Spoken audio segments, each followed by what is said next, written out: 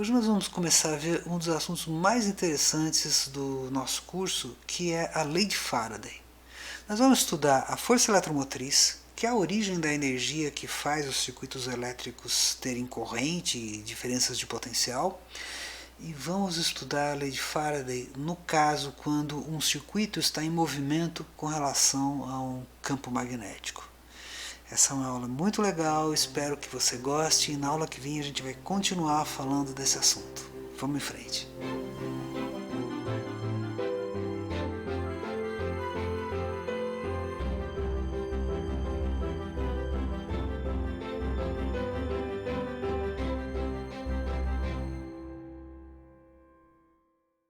A corrente elétrica no circuito, em geral, é a mesma em todo o circuito, exceto em linhas de transmissão, quando o comprimento de onda é muito menor que o tamanho do circuito em si. Mas, em geral, a gente pode considerar situações como essa muito práticas, muito simples e recorrentes. Corrente em todo o circuito, onde está a bateria, o resistor e os fios, é a mesma e vai para o mesmo lado.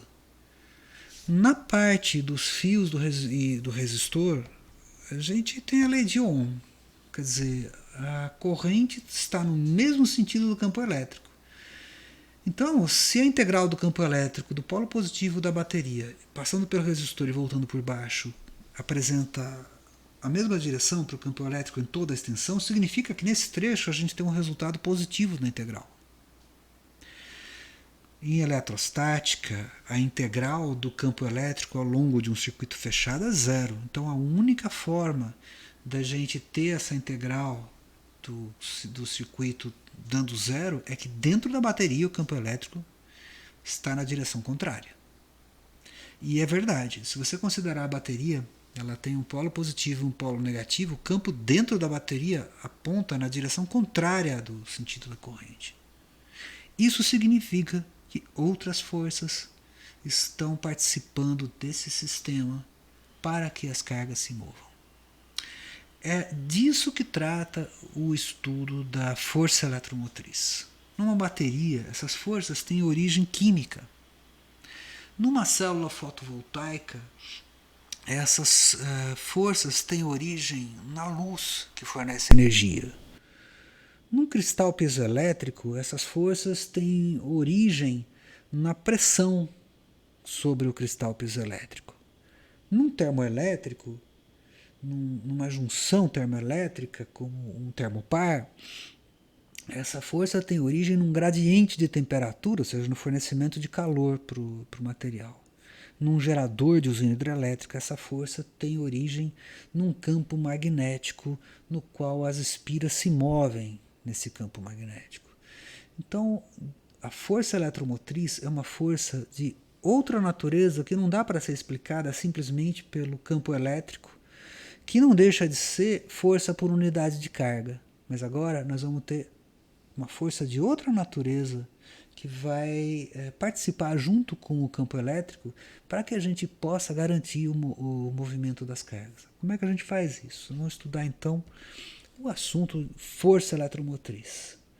E a gente vai definir a força eletromotriz partindo da ideia de que existe uma força que eu vou chamar de força de fonte, que tem a ver com a fonte de energia do sistema.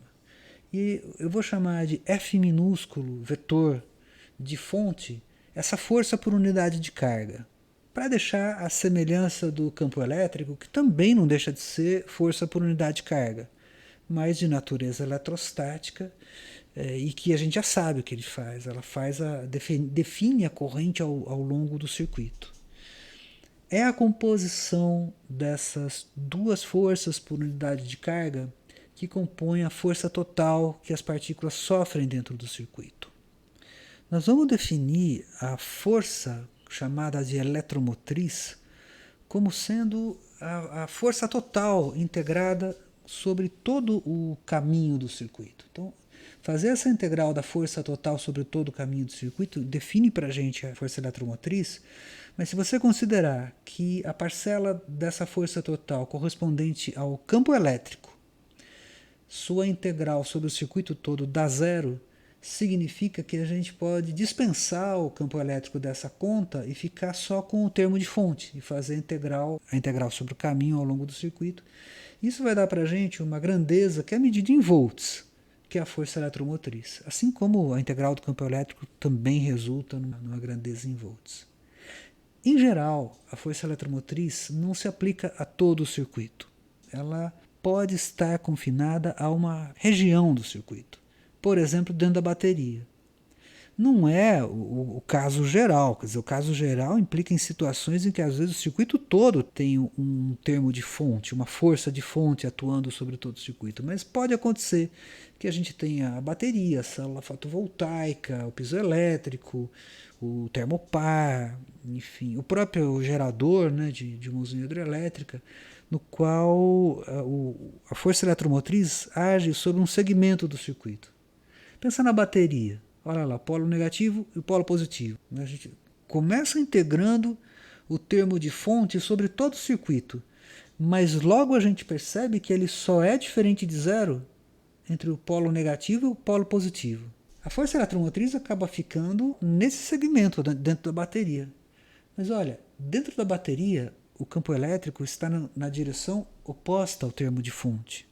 Vamos lembrar que o campo elétrico ele se opõe à corrente dentro da bateria. Para que dê certo a nossa conta de integral sobre o circuito todo dá zero.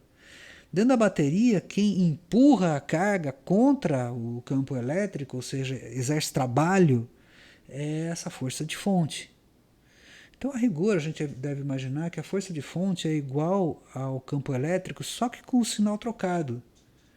E aí a gente obtém, nesse trecho, exatamente a integral que define a diferença de potencial. Ou seja, a força eletromotriz desse sistema com bateria é exatamente a tensão da bateria. Por exemplo, se a bateria for de 1,5 V, essa integral que você está vendo, integral do polo negativo até o polo positivo de menos E escalar dl, é a tensão do polo positivo em relação ao polo negativo. Que se for de 1,5 V, dá para dizer a força eletromotriz nesse circuito é de 1,5 V. Tá bom? Essa ideia de força motriz você encontra no livro do Griffiths, no capítulo 7. Está muito bem explicado no começo do capítulo 7, na seção 1, você encontra essa explicação da força eletromotriz. Eu recomendo que você leia por lá. Mas eu estou particularmente interessado num caso que é importantíssimo, que é quando a força eletromotriz ela tem origem no campo magnético, mais especificamente em situações dinâmicas do campo magnético, ou quando o campo magnético varia, ou quando há um movimento relativo do circuito em relação ao campo magnético. Nós vamos começar com uma região onde há um campo magnético. Nesse desenho é a região verde aqui. Nessa região o campo magnético está entrando. Então você faz o produto vetorial. Velocidade para a direita, campo entrando, a partícula sobe, a partícula positiva sobe. Então, a velocidade U que está marcada ali é a carga positiva subindo no braço à esquerda do circuito. No braço à direita não tem força.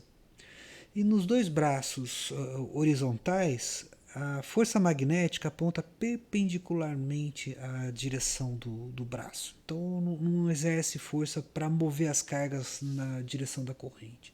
Então a única coisa que vai causar corrente aí é exatamente esse braço vertical à esquerda, onde as partículas adquirem uma velocidade U.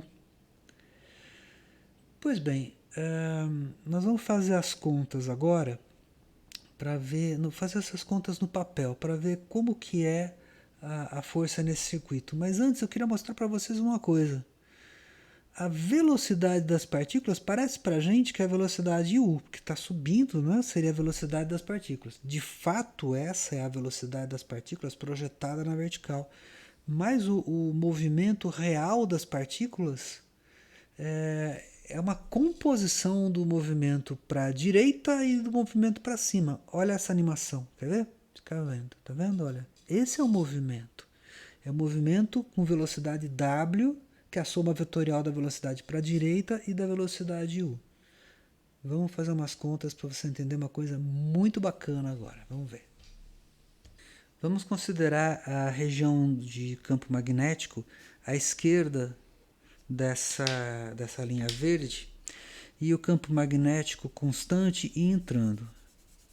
Como no desenho que a gente viu agora há pouco na animação. Eu vou fazer 2 desenhos aqui que eu vou precisar deles durante esses comentários que eu vou fazer agora com vocês. Então vamos imaginar que a nossa espira, aqui ó, ela está sendo puxada para a direita por uma pessoa e a força que essa pessoa faz, eu vou colocar força por unidade de carga, vou denotar por F minúsculo assim, faz com que a minha espira se mova para a direita com uma velocidade constante que eu vou chamar de V.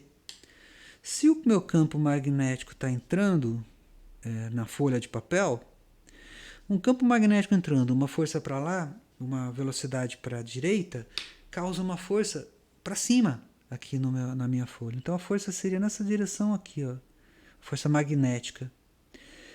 Ela só é paralela ao meu circuito no braço à esquerda. Aqui ela é perpendicular para o lado de cada zero. Então eu vou calcular a minha força eletromotriz, que é a força por unidade de carga. No caso de ser uma força magnética, é V vetor B, né? Porque a força magnética é Q V vetor B. Se eu estou fazendo força por unidade de carga, fica só V vetor B. E eu integro isso sobre todo o circuito, lembrando que a integral de E dl num circuito dá zero. E eu vou fazer V vetor B aqui, definição, né, da minha força eletromotriz. A velocidade é constante, o campo magnético é constante, eles são perpendiculares entre si. Portanto, o produto vetorial, eles são perpendiculares, o seno de 90 dá 1, dá simplesmente B vezes V. E isso dá na direção para cima, que é a direção alinhada com o dl, quando eu faço a integral no sentido horário. O resultado dessa integral, portanto, se eu considerar que essa altura aqui é h, dá simplesmente BVH. Tá? Essa aqui é a minha força eletromotriz. Você pode entender ela como energia por unidade de carga. Nesse caso aqui não tem problema a gente falar isso. Mas se não tiver uma força causada por uma pessoa aqui, a partícula não sai do lugar. Então o campo magnético em si, ele não é ele que está produzindo, fornecendo a energia. A energia só é fornecida porque alguém puxa. E é esse puxão que está fazendo a minha partícula subir. O que eu quero fazer agora é demonstrar que é exatamente esse puxão que faz a partícula subir. Vamos ver como. Então, primeiro eu vou considerar não mais a minha espira como se ela tivesse uma foto da espira parada, assim, mas eu vou considerar a espira de fato em movimento, como ela está. E eu vou fazer esse pontilhado aqui para considerar a posição inicial da minha espira durante o movimento das cargas que estão aqui na espira. Se ela anda com velocidade V para a direita, assim, para cá, né? Tá vindo para cá com velocidade V, uma carga que tivesse bem no cantinho aqui embaixo e estivesse subindo, porque sim, eu estou puxando, a força eletromotriz faz com que a partícula vá na direção vertical, suba.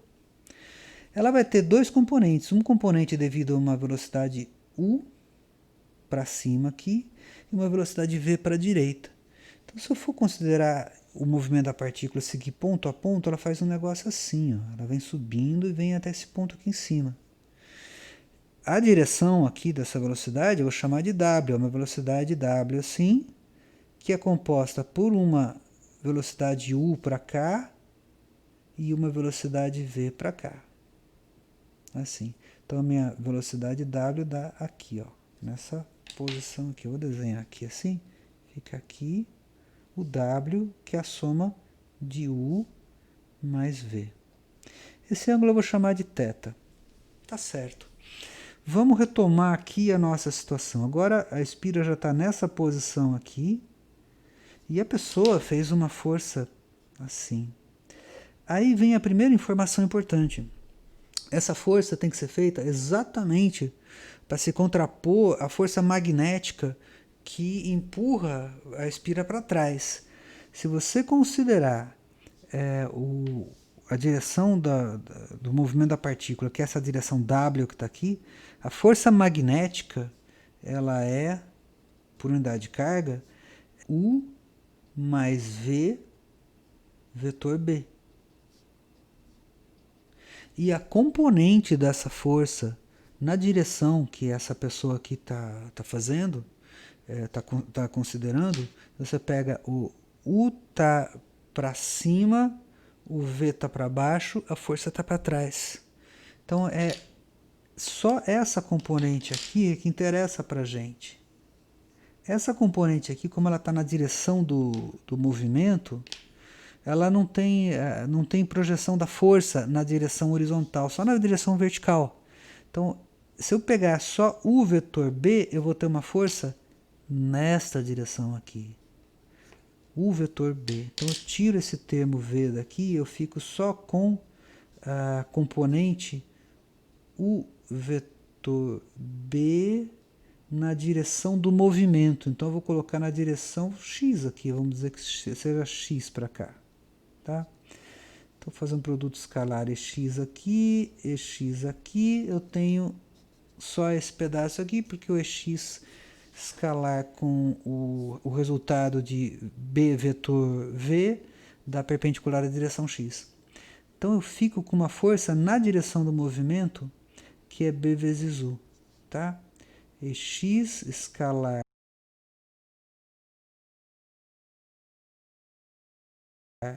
F magnético é igual a... De fato é menos, né? Porque ela aponta para trás. E isso aqui tem que ser igual a minha força feita pela pessoa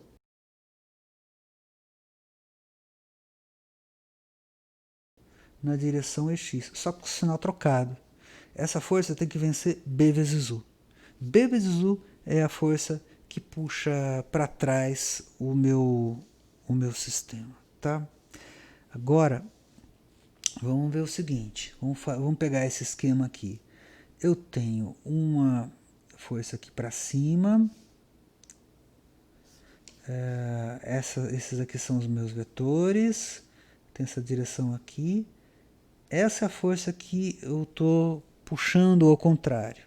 É essa força aqui que vai acabar fazendo com que as partículas se movam na direção W aqui. Portanto, eu tenho que ver quanto que é essa força que eu estou exercendo aqui, nessa direção.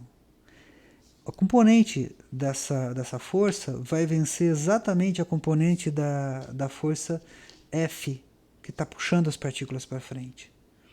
Então, eu tenho essa força aqui, força F está para cá, essa é a força FP, está aqui, ó, essa aqui é FP, feita pela pessoa. Ela tem em módulo a mesma intensidade BU, então aqui o módulo da força é BU. Se eu for considerar quanto que é o trabalho que está sendo exercido aqui, eu tenho que considerar a projeção dessa força que a pessoa está fazendo na direção do W. Quanto que é isso? Bom, eu vou chamar esse ângulo aqui de θ, né, como eu estava fazendo antes. Esse ângulo aqui é 90 menos θ. A projeção, portanto, dessa força nessa direção é o cosseno de 90 menos θ. Só que o cosseno de 90 menos θ, como é constante, eu nem vou fazer uma integral, vou fazer o produto direto, porque todos os valores são constantes, o resultado vai ser a força nessa direção vezes esse comprimento aqui. A força nessa direção é B vezes U, multiplica o cosseno de 90 menos θ, que é seno de θ, e esse comprimento aqui, que eu estou considerando nessa direção, aqui, olha,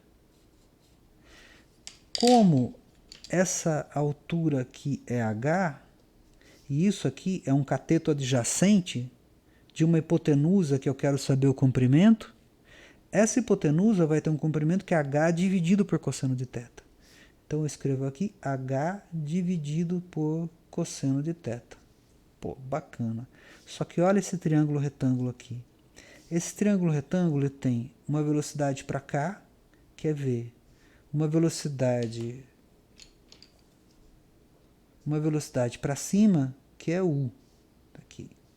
Então, para mim, a razão cateto oposto sobre cateto adjacente é seno sobre cosseno, que é tangente de θ, e eu posso dizer que V é igual a tangente de θ vezes U, não é? Aí se eu olho para cá, ó, esse pedacinho aqui, U seno sobre cosseno é U tangente de θ. Então isso aqui nada mais é do que V. Logo, a energia que eu estou gastando por unidade de carga é BVH. É esse valor aqui. Lembra do que a gente tinha mostrado lá em cima? Pois é. BVH está aqui. BVH está aqui. Tá? A gente tem... a gente calcula nesse formato aqui, a gente vê que a força eletromotriz nessa direção da BVH, só que se a gente analisa essa situação que está aqui e tenta relacionar a força que a pessoa faz, a gente descobre que a energia é fornecida não pelo campo magnético, mas por uma pessoa. Uma pessoa que está puxando, quando essa força se contrabalanceia com o campo magnético, e a gente projeta essa força na direção do movimento, a gente vê que essa força tem o mesmo módulo de B vezes U. A gente projeta B vezes U na direção do movimento, calcula essa distância e a gente obtém exatamente o mesmo resultado de antes. Então, a moral da história, quem está fazendo força aqui é a pessoa que está puxando. Tá bom? Esse tipo de demonstração é importante para a gente lembrar que o campo magnético sozinho não produz trabalho. Bom, isso posto, eu vou dar um passo para frente e tentar generalizar essa situação, porque se você reparou, a espira se deslocou sobre uma região que tem campo magnético. E a área da espira que é coberta pelo campo magnético se modifica. Vamos dar uma analisada nessa situação, que é quando essa área que está dentro aqui da minha região do campo magnético, essa área aqui, ó, ela varia com o tempo. Essa área nada mais é do que um fluxo magnético. Você tem um B entrando, isso aqui é uma área, o produto campo vezes área é fluxo. Então nós vamos estudar agora, na verdade, é a variação do fluxo magnético. Vamos ver o que é isso dá.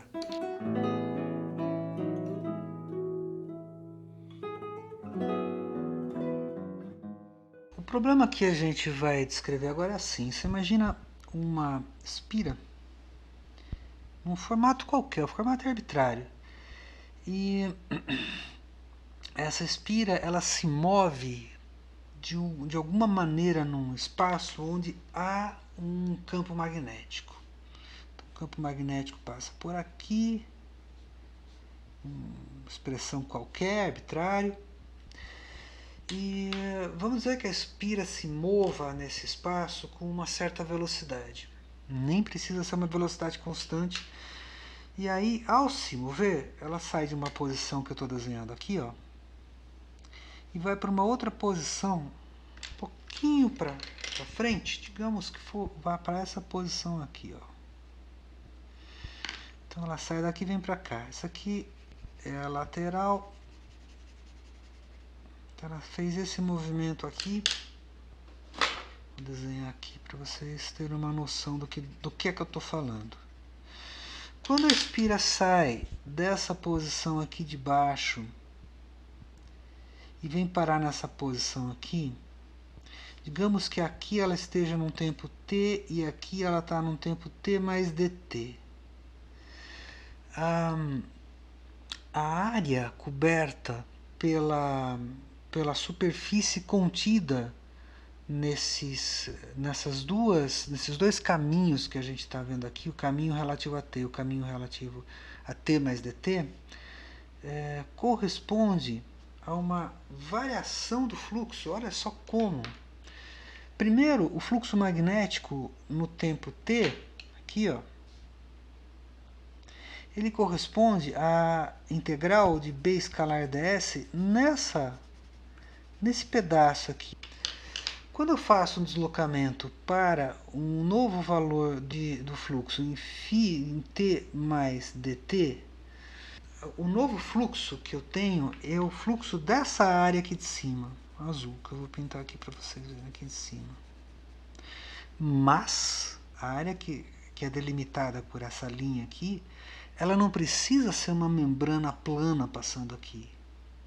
Ela pode ser uma membrana assim, olha, eu vou desenhar aqui de novo as superfícies. Ela pode ser uma membrana que faz esse contorno aqui. Ela sai dessa borda aqui e vem aqui para baixo. Vem aqui para baixo. Ela faz essa parede e faz esse fundo aqui. Por que eu estou falando isso? Isso aqui é igual a isso aqui. É a mesma coisa. Por que eu estou falando isso? Porque o divergente de B é igual a zero.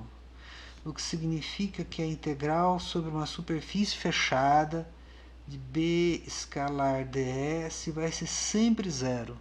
Significa que se eu fizer a integral desse cara mais essa tampa, assim, essa tampa aqui, esse amarelinho aqui em cima, fizer uma integral aqui com o vetor orientado na mesma direção aqui, ó, assim, esse cara vai dar o mesmo valor que esse aqui. Tá? Por quê? Porque esse mais esse com o sinal trocado, virado para baixo aqui, é com o sinal trocado. Tem que dar zero. Então, tanto faz eu fazer essa tampa, como fazer a integral desse mesmo limite aqui, mas não nessa superfície plana aqui, mas na superfície que vem de baixo. Tá? Então, recapitulando, o fluxo φ dessa superfície aqui, eu posso escrever simplesmente como a integral dessa área aqui de baixo. O fluxo dessa daqui eu posso escrever em função desse fluxo aqui. Como? Eu pego o limite de t mais dt e ao invés de integrar aqui em cima, eu puxo uma parede até aqui embaixo. Considero o mesmo fluxo φ de t que está aqui, que também está orientado para cima, os dois estão orientados para cima aqui, só que a diferença desse com esse é justamente essa parede aqui. Tá? Então, φ de t mais dt menos φ de t, o fluxo desse menos o fluxo desse, é exatamente essa parede que está aqui.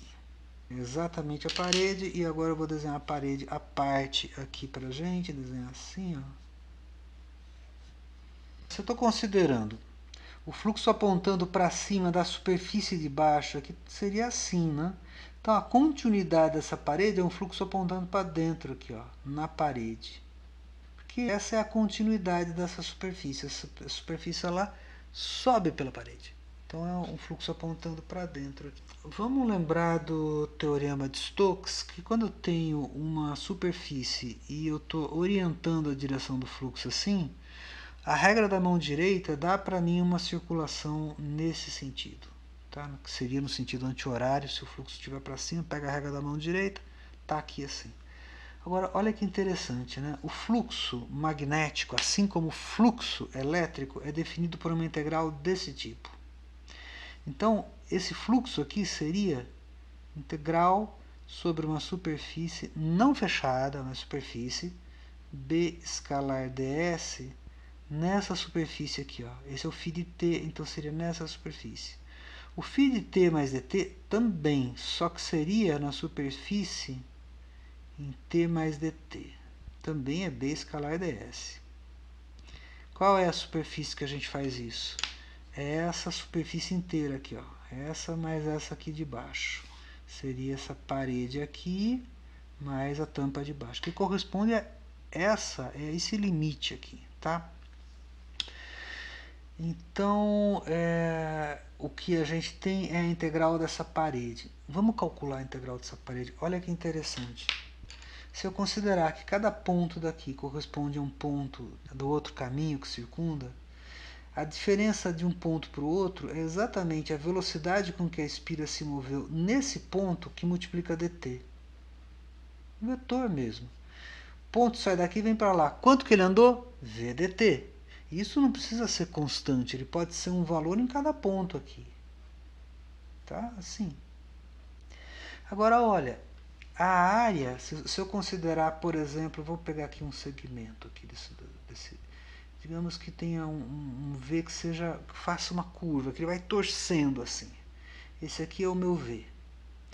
A área de toda essa circunferência eu posso escrever de uma forma muito interessante, os livros usam isso. Eu vou fazer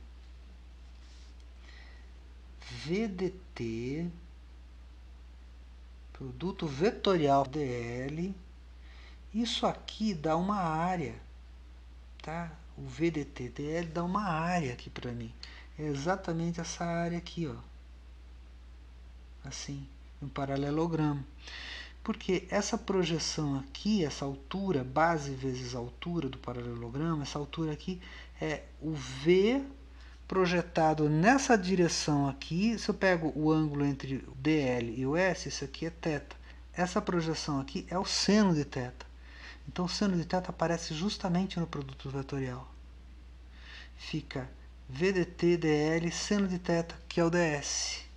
Em módulo, o ds é VDT dl seno de θ. Tá? E isso aqui então é a minha área. Tá? Note que ds é um elemento de superfície. Aqui aparece o produto de dois infinitesimais proporcionais a comprimentos, VDT e dl. Então agora a minha área é essa. Para eu fazer o valor calcular o fluxo, o B escalar ds para mim agora, que seria φ de t mais dt menos φ de t, que eu vou chamar de dφ. Dφ vai ser igual a integral de um caminho, que é o caminho dl aqui, de v vetor dl, eu tiro o dt para fora, fica aqui, escalar b. Eu passo o dt dividindo, eu fico com a derivada do fluxo, aqui, vai ficar igual a integral de v vetor dl vezes b. Só que aí, como isso aqui é um produto triplo, eu vou usar a propriedade do produto triplo de trocar o dl por b. Quando eu faço isso, eu mudo o sinal, fica o sinal de menos aqui fora. E aí fica v vetor b escalar dl. Olha só a força eletromotriz aqui. Tá? VB vetor escalar dl, isso é força eletromotriz. Então a minha força eletromotriz é igual a menos a derivada do fluxo magnético no tempo. Exatamente o resultado que a gente obteve antes, que chamei a atenção de vocês, que a força eletromotriz tinha dado no caso anterior B vezes H vezes V, e V era justamente H vezes V era justamente a derivada da área no tempo. E isso aqui demonstra para a gente que o nosso fluxo magnético variando no tempo produz uma força eletromotriz, ao menos no caso em que a gente tem uma espira se movendo numa região e ocorre uma variação do fluxo magnético. Tá bom? Então, essa aqui é a lei de Faraday. E a gente viu a lei de Faraday hoje para o caso, nós vimos a lei de Faraday hoje, para o caso de uma espira em movimento. Só quero chamar a atenção de mais um detalhe, que é o seguinte. Quando a gente fez uma barra de comprimento H se movendo para a esquerda numa região onde havia um campo magnético, o que aconteceu foi uma força nessa direção aqui, que por unidade de carga foi V vetor B. Agora imagina que você esteja parado aqui nesse fio. Que tipo de força apareceria? A única possibilidade, se você tivesse parado e a velocidade não fosse v, mas você estando parado em relação ao fio, você está com velocidade zero, não aparece força nenhuma, tipo magnético. Mas tem que aparecer uma força, porque afinal as cargas se moveram. O que acontece quando você está parado aqui é que aparece um campo elétrico, que eu vou chamar de E', que é um referencial com linha, que corresponde a V vetor B. E se já houvesse antes um campo elétrico nessa região, um novo campo seria esse aqui. Ó.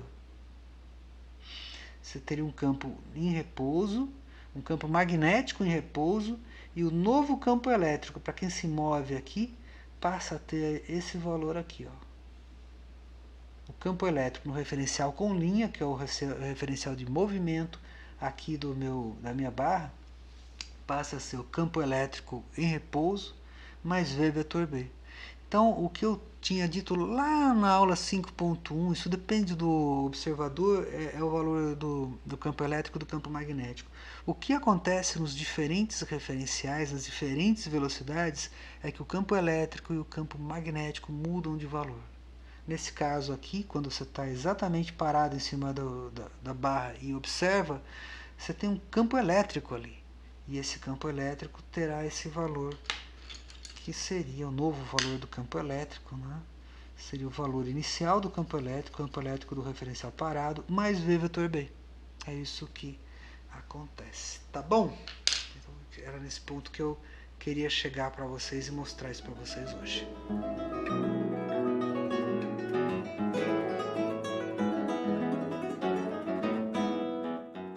Bom, o que eu queria mostrar para vocês hoje, então, era a força eletromotriz, a definição de força eletromotriz.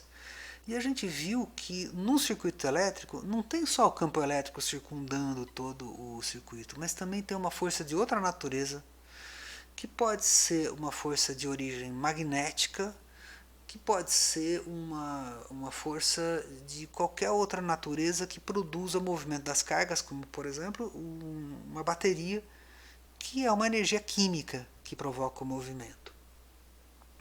E a gente mais uma vez demonstrou que não é o campo magnético que produz trabalho, mas é algum outro fator que indiretamente, através do campo magnético, faz com que surja uma força eletromotriz numa espira.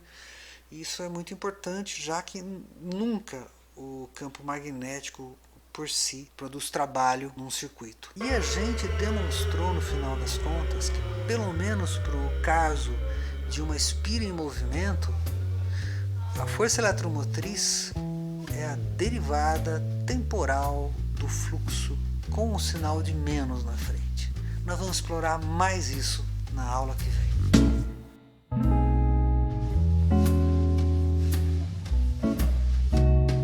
Onde você lava sua roupa, que eu quero saber, que eu quero saber, para poder ir lavar com você. Onde você lava sua roupa, que eu quero saber, que eu quero saber, para poder ir lavar com você.